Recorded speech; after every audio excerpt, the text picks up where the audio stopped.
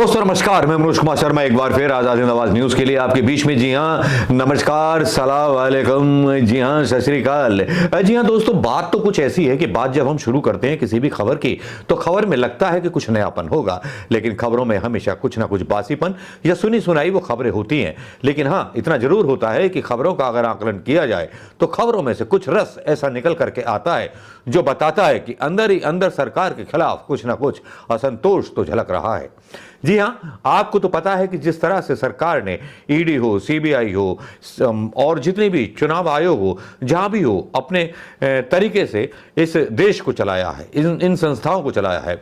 इनके इशारे पर ईडी ने अपना काम किया है, चाहे डी शिव कुमार हो, अरविंद केजरीवाल हो, सिसोदिया हो, चाहे जो भी नेता हो, उनके ऊपर मतलब सीधे सीधे जो है छापे मारे गए, चाहे सीबीआई हो या मतलब जो भी सरकार के पास ऐसी एजेंसियां हैं कि जिनसे नेताओं को बदनाम किया जा सकता है या नेताओं के खिलाफ कोई ना कोई आरोप लगा करके उन्हें जेल के अंदर बंद किया जा सकता है, जिसमें आरोप पत्र भी दाखिल नहीं होता और कोर्ट भी जो है, कोर्ट भी साहब की है तो कोर्ट कैसे अलग हो जाएगी, तो कोर्ट भी जो है नहीं सुनती है। कई लोग ऐसे जेलों में पड़े हैं जिनके बारे में अगर आज जिक्र करने लगे तो एक नई तरह का वीडियो बन जाएगा। लेकिन आज हम बात करने आए हैं नफरती आलम की, नफरती चिंटुओं की, और साथ में आज जो शुरुआत करेंगे खबर की वो खबर है ईडी से जुड़ी हुई। जी हाँ, ईडी में अचानक ऐसा क्या हो गया है कि जिसने मोदी सरकार का मानने से मना कर दिया है। ऐसा क्या हो गया कि ईडी के यहां चंडीगढ़ में सीबीआई का छापा पड़ा। और तीसरी खबर है उन लोगों की जिन्होंने एक रघुपति राघव राजाराम नामक एक भजन गाया जा रहा था, वहां पर जय श्री राम के नारे लगाए गए, गायिका को माफी मांगनी पड़ी। बड़ी शर्मनाक बात है, सोशल मीडिया पर खबर चली। साथ में कुछ क्रिसमस डे पर कुछ ऐसे हिंदू वीर नजर आए जिन्होंने बजरंग बली का हनुमान चालीसा पढ़ा। कुछ लोगों ने सांता की ड्रेस उतरवा दी। इंदौर में ये सब कुछ हुआ।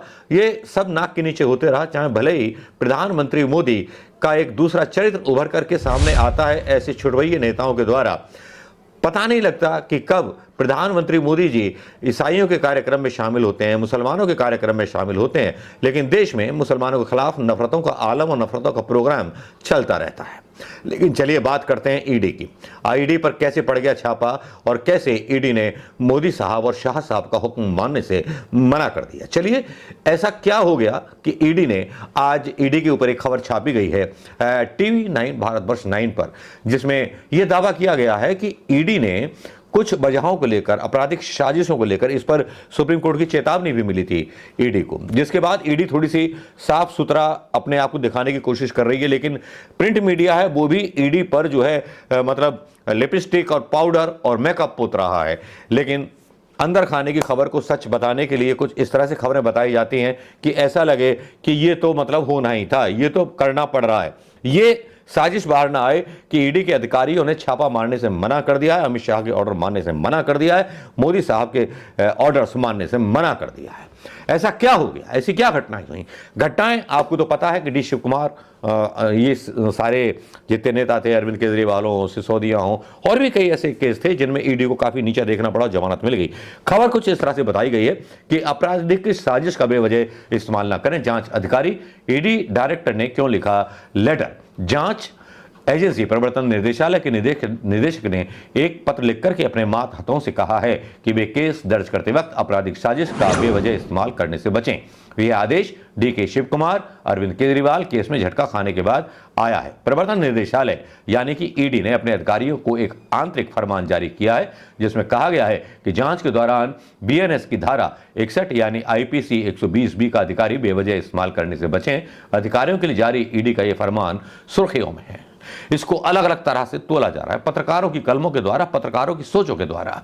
सूत्रों के मुताबिक ईडी के डायरेक्टर ने एजेंसी में तैनात जांच अधिकारियों से कहा कि मनी लॉन्ड्रिंग के मामले में मतलब जो भी मामले आप दर्ज करते हैं या दर्ज करने के लिए आपराधिक साजिश यानी कॉन्स्पिरेंसी का बेवजह इस्तेमाल ना करें, किसी पर फंसाने की कोशिश ना करें।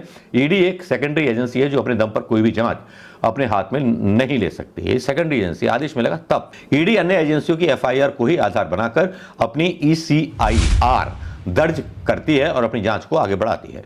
सूत्रों के मुताबिक ईडी डायरेक्टर ने अपने आदेश में कहा कि पीएमएलए यानी prevention of money laundering act अपने आप में काफी विस्तृत है, जिसमें करीब 150 क्लॉज हैं।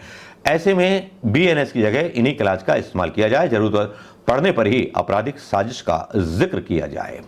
बड़ा सवाल कि ये ऐसा क्यों हो रहा है, किस लिए हो रहा है। तो ईडी के जो पत्रकार हैं, जो प्रिंट मीडिया है, उसने दावा किया है कि ईडी के इस आदेश के पीछे कोर्ट के हालिया फैसले हैं।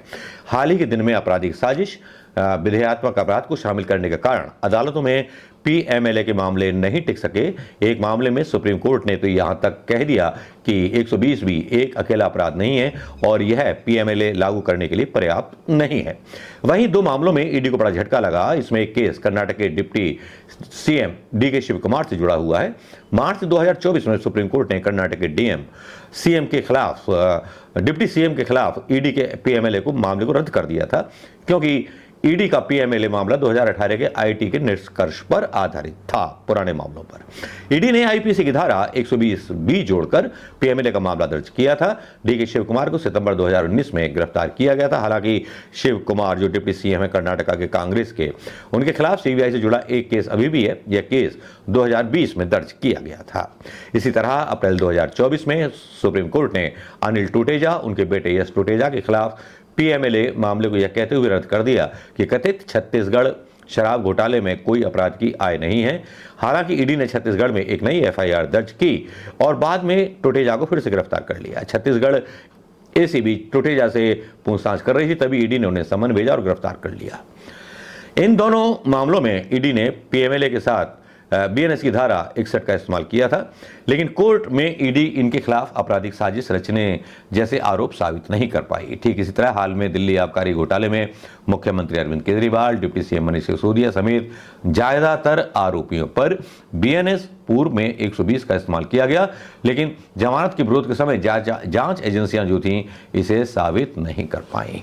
ये तो हालिया बयान है कि सुप्रीम कोर्ट के दबाव में आकर के ईडी ऐसा नहीं कर रही है, लेकिन ईडी के अधिकारी अपनी खाल बचा रहे हैं कि कल को सुप्रीम कोर्ट ने उनसे ही सवाल तलब कर दिया कि आपने गलत किया तो आपकी तो नौकरी जाएगी या आपको जेल के अंदर ठूंस दिया जाए, गलत काम किया है आपने। लेकिन इसी बीच बड़ी इंटरेस्टिंग खबर चंडीगढ़ से आ रही है। बड़ी इंटरेस्टिंग खबर यह है कि ईडी के यहाँ छापा पड़ा है, सीबीआई, हिमाचल सीबीआई की रेड पड़ी है। ईडी के कार्यालय में सीबीआई का छापा, रिश्वत का आरोपी डिप्टी डायरेक्टर फरार हो गया है, बिचौलिया भी गायब है। ये खबर इंपॉर्टेंट इसलिए भी है कि ईडी के कई लोगों भी पीछे संदेहास्पद पाए गए थे। आरोपी ईडी के डिप्टी डायरेक्टर के शिमला स्थित आवास पर रेड की गई है। आरोप के मामले को निपटाने के एवज में डिप्टी डायरेक्टर की ओर से बिचौलिए के जरिए लाखों रुपए मांगे गए थे। भ्रष्टाचार से जुड़े एक मामले में सीबीआई चंडीगढ़ की टीम ने शिमला के स्ट्रॉबेरी हिल्स स्थित ईडी के कार्यालय में छापा मारा। सीबीआई की दबिश से पहले रिश्वत का आरोपी ईडी का डिप्टी डायरेक्टर एक बिचौलिए के साथ फरार हो गया।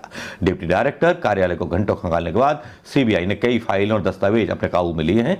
आरोपियों की तलाश में सीबीआई की टीमें जगह जगह दबिश दे रही है। आरोप है कि मामले को निपटाने के एवज में डिप्टी डायरेक्टर की ओर से बिचौलिए के जरिए आरोपियों से लाखों रुपए मांगे गए थे। इस संबंध में आरोपी की ओर से चंडीगढ़ में सीबीआई को लिखित शिकायत दी गई।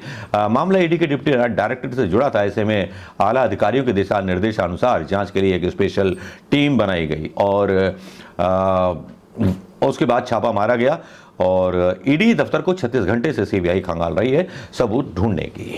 क्रिसमस की छुट्टी पर भी जो अधिकारी थे सबको बुला लिया गया है, लेकिन यह खबर जो है दिलचस्प है। इस खबर पर कल दोपहर को फिर से चर्चा करेंगे कि ईडी पर सीबीआई का छापा है। नमस्कार दोस्तों, कैसी लगी यह खबर? क्या आपके विचार से सुप्रीम कोर्ट की फटकार के बाद ईडी का ढंग बदला है या ईडी ने डायरेक्ट मोदी की सरकार के ऑर्डर मानने से मना कर दिया है? इस पर आपकी क्या प्रतिक्रिया है, बताइएगा जरूर दोस्तों। नमस्कार। इन्हीं खबरों के साथ संजोए हुए गुड नाइट कहते हुए, सत श्री अकाल कहते हुए, शब खैर कहते हुए मेरा आप सबको नमस्कार। परिवार के साथ खुश रहिए। क्रिसमस मनाया है, नए साल के इंतजार कीजिए। नया साल आपके जीवन में खुशियां लेकर के आए। नमस्कार, मैं मनोज कुमार शर्मा आता रहूंगा। अपना प्यार इसी तरह से बरसाते रहिए, शेयर करते रहिए और लाइक करते रहिए और कमेंट करते रहिए। नमस्कार।